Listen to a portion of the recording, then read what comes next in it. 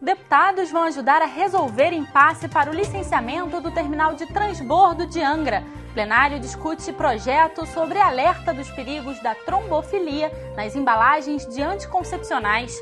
CPI discute programa de incentivo à redução do consumo de água. O Jornal da Alerj começa agora.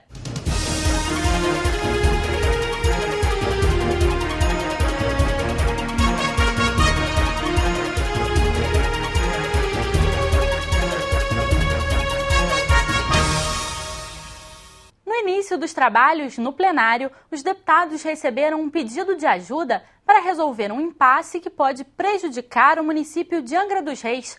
Eu acompanhei o encontro. Uma comitiva de autoridades de Angra dos Reis, liderada pela prefeita Conceição Raba, veio à Alerj pedir a ajuda dos deputados para tentar um acordo entre a Secretaria do Ambiente e a Transpetro para evitar a paralisação do TBIG, o terminal de transbordo, onde é feita a transferência do petróleo que segue para a exportação de pequenas embarcações para navios. O que está em risco hoje é não ocorrer o licenciamento, a renovação do licenciamento para essa operação do transbordo no pier do terminal.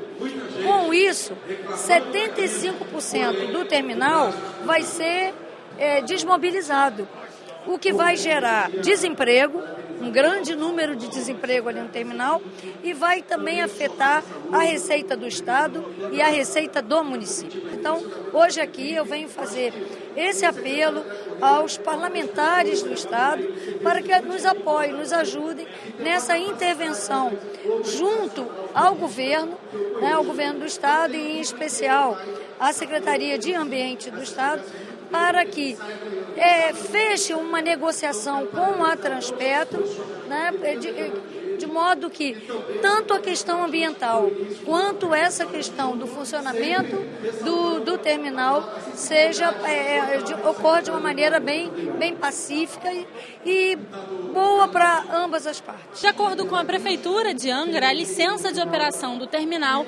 terminaria agora no início de setembro e a Secretaria do Ambiente estaria condicionando a renovação ao pagamento de multas aplicadas por danos ambientais na região. O deputado Luiz Martins se reuniu com o secretário do Ambiente, André Correia, para discutir o assunto. A Transpetro foi multada pelo INEA em 50 milhões de reais, porque em um mês tiveram 3 vazamentos. E aí eles judicializaram a ação. Só que o Estado ganhou em primeira e segunda instância. O que o secretário quer? Todas as garantias que não hajam novos problemas ambientais. E está propondo a Transpetro que faça uma contrapartida. Por exemplo, resolva o lixo de Ilha Grande, faça um programa da questão dos esgotos, não só de Angra, como de Mangaratiba. E ele recebeu imediatamente, quando solicitado, o vice-prefeito, que eu fui até ele. Então, dizer aqui mais uma vez, eu que fui parlamentar junto com o deputado e secretário André Correia, a sensibilidade dele e a responsabilidade com a área ambiental. Então eu saí muito satisfeito, tendo a certeza que quem ganhará é a questão ambiental e Angra dos Reis. Deputados de diversos partidos manifestaram apoio ao pedido da Prefeitura de Angra dos Reis. Na verdade, o secretário André não é contra e está exigindo. Eu acho bem que ele exija medidas preventivas. Agora, é claro que isso não pode chegar ao ponto de ruir a corda. Então, acho que a Assembleia pode ajudar a mediar no sentido da gente defender o meio ambiente, estabelecer o princípio da prevenção, porque ao longo de 25 anos, houve 26 pequenos e médios acidentes ou incidentes e um grande. Em 87 foi um horror. Então, tudo que for medida preventiva tem o nosso apoio. Mas isso tem que ser negociado para não quebrar, porque aí são milhares de empregos. Então a gente quer os empregos e quer o meio ambiente, então a gente vai ajudar a casar uma coisa com a outra. Confira agora como foram as votações no plenário. Os parlamentares analisaram 2 mensagens do governo. A primeira altera a lei que permite que organizações sociais sem fins lucrativos façam a gestão de projetos esportivos. O objetivo é ampliar as áreas de atuação das OSs também para o meio ambiente. O O texto também prevê que essas organizações possam oferecer atividades de ensino e pesquisa na área ambiental. Os deputados têm até a próxima terça-feira para propor mudanças à matéria. A segunda mensagem altera a lei que criou o Fundo Estadual de Habitação de Interesse Social. A ideia é que os recursos do fundo também possam ser investidos na melhoria das condições do entorno das habitações, em saneamento, infraestrutura e urbanização para garantir a saúde da população. Termina nesta sexta-feira o prazo para a apresentação de emendas ao texto. O projeto diz que a saúde é um dos vetores centrais dos programas habitacionais.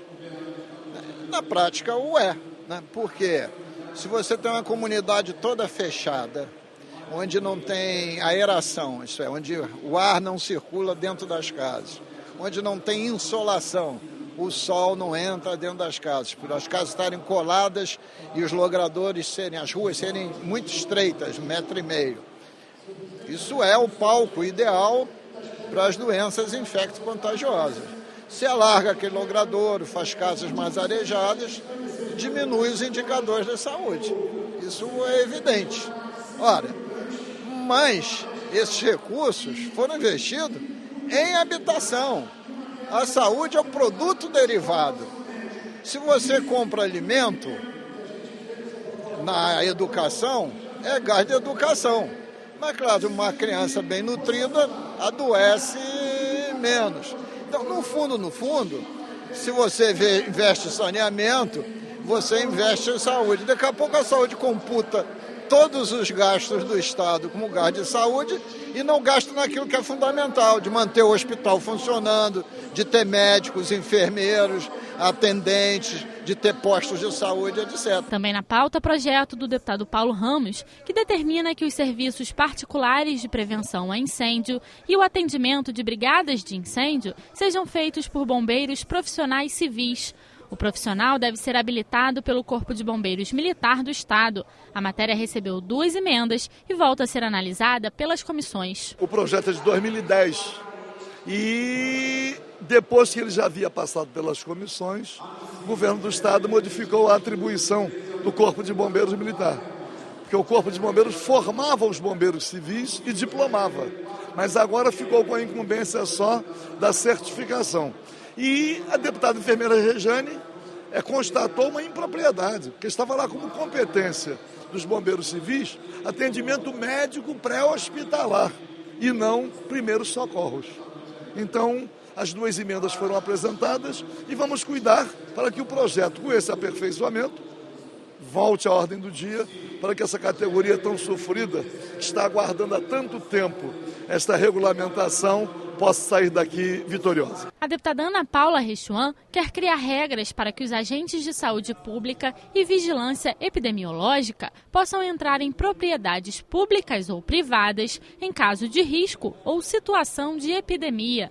Pela proposta, os agentes não podem ser impedidos de entrar nesses locais. As visitas devem ser feitas, de preferência, em forma de mutirão e os profissionais precisam estar uniformizados.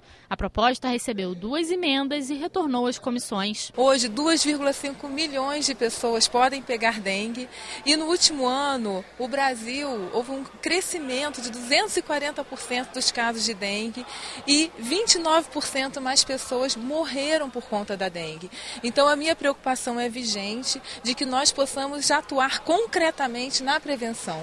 E a grande dificuldade na prevenção da doença é a limpeza das residências. Por quê? É num potinho com água, é num pneu que está no quintal, que acumulou água, que o mosquito se instala e que você tem a dengue. Então, o projeto visa com que os agentes de saúde possam entrar nessas residências desde que eles estejam uniformizados, desde que eles estejam credenciados e possam fazer a vistoria do local, né, para orientar os familiares com relação a isso, porque nós tivemos em algumas cidades muita dificuldade do acesso aos agentes de saúde, precisando com que se entrassem com liminares judiciais para que eles tivessem acesso acesso às residências, aos terrenos, às casas abandonadas, às piscinas que ficam nas áreas da região dos lagos, onde as pessoas têm casas de temporada. Fora de temporada, aquelas piscinas ficam ali e acabam sendo um reservatório para o mosquito e às vezes multiplicando muitas vezes os mosquitos e com isso aumentando a probabilidade de surto. Também recebeu 2 emendas projeto da deputada Marta Rocha, que obriga os fabricantes de anticoncepcionais a colocarem na embalagem uma advertência sobre os riscos do medicamento para os portadores de trombofilia. Quem descumprir a regra poderá ser multado. A trombofilia, ela causa um infarto, ela causa embolia pulmonar. E naquele momento, conjugado com o anticoncepcional, eu quero dizer que naquele momento a gravidez é indesejada. Mas a consequência dessa conjugação pode acarretar, por exemplo, a repetição do aborto e até dificuldade na fertilização. Então, informação é poder. O que nós estamos querendo aqui é questionar e alertar as mulheres, sobretudo hoje, cada vez mais, que o consumo de anticoncepcional ele não passa por um crivo médico e o consumo está disponível e a presença cada vez maior da gravidez na adolescência. Então, é o nosso desejo de alertar para esse problema na saúde da mulher e cuidar da saúde da mulher é um fato importante. Um programa de incentivo para reduzir o consumo de água e que altera o valor da tarifa pode ser uma ação implantada no estado do Rio para que a população fluminense economize. A medida já existe em São Paulo e foi elogiada pelos parlamentares da CPI da crise hídrica da Alerj. A CPI recebeu o representante da Companhia de Saneamento Básico do Estado de São Paulo, que apresentou ações que estão sendo realizadas para enfrentar a maior crise hídrica sofrida pelo Estado, iniciada em 2014. Entre elas estão obras feitas pela Sabesp para abastecer reservatórios com volume abaixo do necessário e programas de incentivo para redução de consumo. O programa, que oferece desconto de até 30% na conta de água e esgoto, já teve adesão de 80% da população. A gente fez uma divulgação maciça. Hoje todo prédio comercial, residencial tem um cartaz dizendo do bônus, dizendo de dicas para economizar água. Nossa diretoria foi no metrô, foi tudo para a rua no início, né? E essas ações são permanentes, elas continuam até hoje. A gente tem um programa Guardião da Água. Então é todo mundo aí na luta, né, por um uso racional, que você vê o resultado é muito significativo. São Paulo está numa situação de controle, mas longe de conforto. Não há conforto nenhum, a gente está muito preocupado, por isso que essas ações continuam. A gente continua buscando água para aumentar essa segurança hídrica. Inicialmente as obras mais rápidas, né, que aportem nova água no menor prazo possível. Eu destaco uma obra importante que interliga 2 sistemas, o sistema Billings ao sistema Alto Tietê, que é uma linha de água com uma bomba que joga água de um reservatório que tem uma condição boa para um reservatório que atende toda a Zona Leste, tem uma situação crítica hoje. Então é uma obra de 4.000 litros de água por segundo de transferência. Eu acho que hoje ela é a mais importante, que fica pronto agora. No próximo mês aí deve ficar pronto. A Sabesp atende 364 municípios de São Paulo, o que representa mais de 25 milhões de habitantes. O sistema Cantareira, por exemplo, reduziu em 58% a produção de água após a união das ações da Sabesp com a colaboração dos moradores. O presidente da CPI, deputado Luiz Paulo, acredita que ter um programa como esse no Rio seria eficaz para a economia de água e energia. A questão do bônus para quem gasta menos que a média é uma ideia interessante. A penalização para quem gasta acima da média, evidentemente tirando aqueles de baixo poder aquisitivo, né? A questão também da diminuição de pressão, que diminui as perdas físicas. Então esse aspecto foi um aspecto interessante.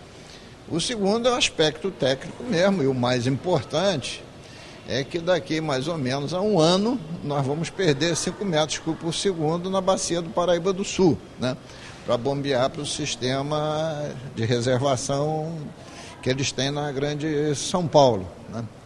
E lá eles gastam, né, o dobro do que produz o Mandu.